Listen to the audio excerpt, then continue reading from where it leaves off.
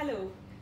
Today I wanted to share with you one of the very nice toy that you can introduce with your kid who are just learning to write and who are just learning to hold pen and ages like 3 and younger, and also it will go a long way for the kids who are more than 3 as well. So this is what I got from Walmart. It comes with one whiteboard and a chalkboard as well, it's just a dry erase board. So it's good because when the kids first discover the love of writing, they like to scribble. They will just take a pen and then just scribble, and we often run out of papers because if you give them the whole copy, they will do it in 2 minutes.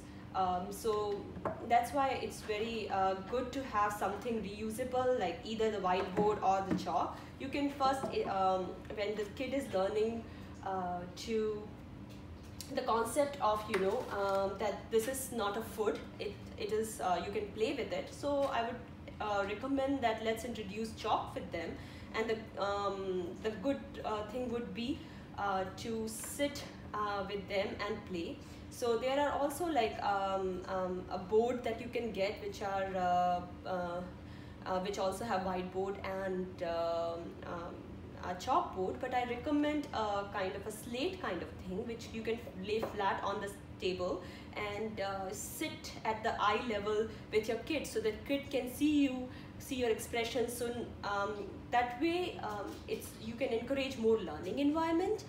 You do not have to, the thing that I don't like about the boards that stick on the wall or the aisle that the board that has, because you and the kid are both looking at the board, even if you are trying to play with your kid, rather than modeling and a kind of a parallel play kind of setting. So this will give you an opportunity because it lay flat. You can take it everywhere. You can even play at the on the bed.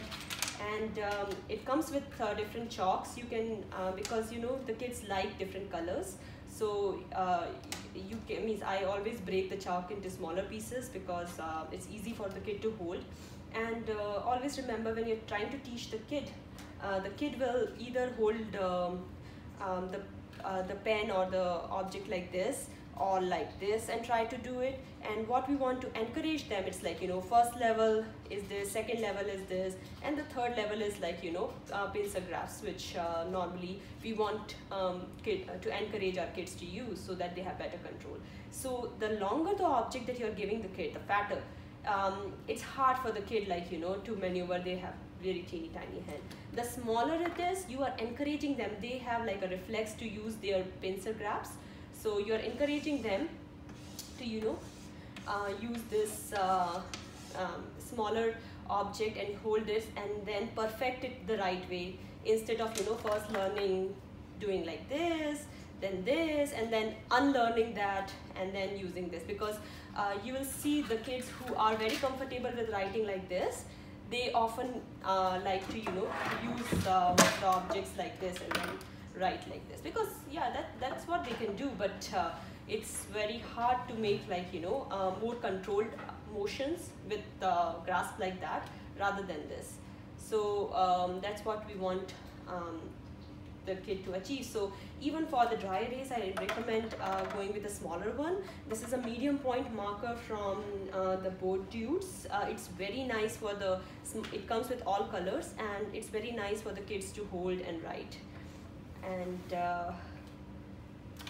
it also comes with magnets. So once the kids are bored of writing, then you can play different games with the kids, and I'll show you what all games you can play. So it comes with all the alphabets and some numbers. It also comes with like multiplication and plus sign, which is like very limited because there are only so many. You only have 0 to 9 and 9 digits, so you cannot reuse the digits there to create some. So there are limited number of additions that you can teach them, but there are other ways to teach additions.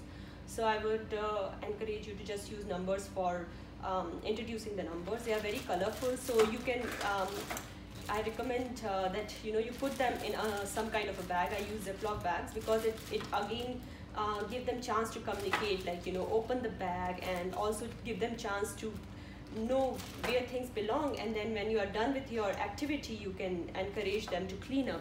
So you can of course do the sorting, like find A.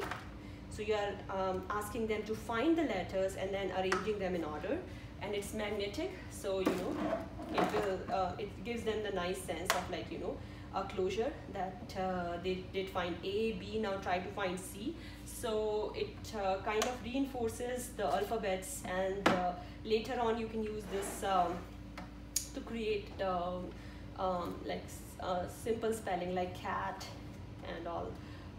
So this is again a fun activity, and then what I like to play with the kid is, like just dump all the letters here, and then let's clean up, let's find A, and then going in that order, like trying to find it in unsorted and unordered collection, and try to find the letter that they are interested in, and then you are doing the cleanup but also doing an activity, like which is like from unordered collection trying to order it. So it's one way to play with that.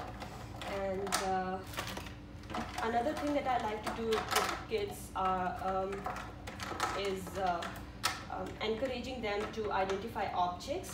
So you can either hold the kid's hand or do the parallel play by giving them the smaller one and using yourself to draw objects.